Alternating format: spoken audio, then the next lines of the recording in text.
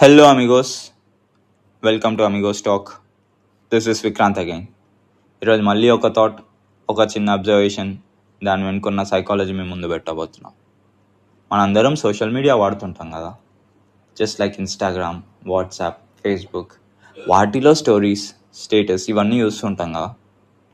దాంట్లో అబ్జర్వేషన్ ఏంటంటే, నా ఫ్రెండ్స్ కొంతమంది వీక్ ఒకసారి వాళ్ళకి ఇష్టమైన దేవుడి స్టోరీ పెడుతూ ఉంటారు.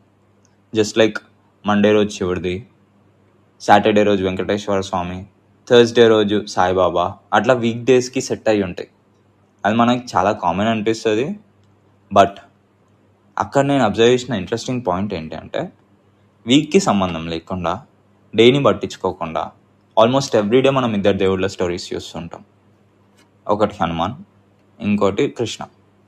ఇంకా డీటెయిల్గా చెప్పాలంటే, నా సోషల్ మీడియా సర్కిల్లో హనుమాన్ స్టోరీస్ పెట్టే వాళ్ళల్లో మ్యాక్సిమం బాయ్స్ ఉంటారు. కృష్ణుడు స్టోరీస్ పెట్టే వాళ్ళలో మ్యాక్సిమం గర్ల్స్ ఉంటారు. ఇది కోయిన్సిడెన్సా లేదా ట్రెండా అనేది ఆలోచిస్తే I got my answer. First boys గురించి ఆలోచిద్దాం. మనం బాయ్స్ ఎట్లుంటాం? మనకి సింపుల్గా సైలెంట్గా ఉండడం అస్సలు నచ్చదు. పవర్ కావాలి, స్ట్రెంగ్త్ కావాలి, ఫియర్లెస్ యాటిట్యూడ్ మెయింటైన్ చేస్తాం, రెస్పెక్ట్ కావాలి, డామినేట్ చేయాలనుకుంటాం, అండ్ ఈవెన్ ఫైట్ ఏదైనా అయితే మనమే గెలవాలన్న థాట్ ఉంటుంటాం. We don't see our self weak. అందుకే బాయ్స్కి సూపర్ పవర్ కాన్సెప్ట్ చాలా అట్రాక్టివ్గా అనిపిస్తుంది. హనుమాన్ని మనం సింపుల్గా చూడడం, జైన్ స్ట్రక్చర్, మౌంటైన్ ఎత్తుకొని పోతాడు, లంకన్ సింగిల్ జంప్లో క్రాస్ చేస్తాడు, రాముడి కోసం ప్రాణం ఇచ్చేంత లాయాలిటీ, ఇవన్నీ చూస్తుంటాం. ఆల్మోస్ట్ ప్రతి డిస్టిక్ ఇన్ అవర్ స్టేట్స్ పెద్ద హనుమాన్ స్టాచ్యూ ఉంటుంది, జైన్ స్ట్రక్చర్ని మనలో నింపడానికి. హనుమాన్ని మనం సింపుల్గా నార్మల్గా చూడడం చాలా rare. He's always larger than life. So సబ్కాన్షియస్లీ బాయ్స్కి అనిపిస్తుంది, నాకు ఇట్లాంటి పవర్ కావాలి, నా లైఫ్లో ఎవరు నన్ను అండర్ ఎస్టిమేట్ చేయొద్దు, నా లిమిట్స్ నేనే బ్రేక్ చేయాలి. అందుకే హనుమాన్ని అంత అట్రాక్ట్ అయిపోతారు. ఇది జస్ట్ భక్తి కాదు, అది ఐడెంటిటీ, అది ఇన్నర్ స్ట్రెంత్ రిఫ్లెక్షన్. ఇప్పుడు గర్ల్స్ సైడ్కి వెళ్దాం. చాలామంది సింపుల్గా కృష్ణుడు అమ్మాయిల మనసు దోచేస్తాడు కాబట్టి అమ్మాయిలకు ఇష్టం అని చెప్తారు. బట్ అది అబద్ధం. గర్ల్స్ సైకాలజీ చాలా డిఫరెంట్ ఉంటుంది. గర్ల్స్కి కావాల్సింది పవర్ కాదు, వాళ్ళకి కావాల్సింది emotional connection, understanding, charm, depth. Krishna అంటే జస్ట్ ఫ్లూట్, స్మైల్, లవ్ కాదు.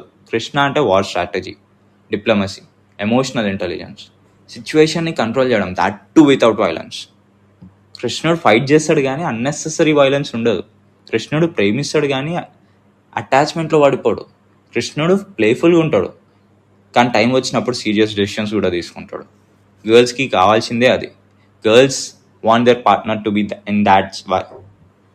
సో స్ట్రాంగ్ ఉండాలి, సాఫ్ట్గా ఉండాలి, ఇంటెలిజెంట్గా ఉండాలి, ప్లేఫుల్గా ఉండాలి, కేరింగ్ ఉండాలి, రొమాంటిక్గా ఉండాలి, రెస్పాన్సిబుల్గా ఉండాలి.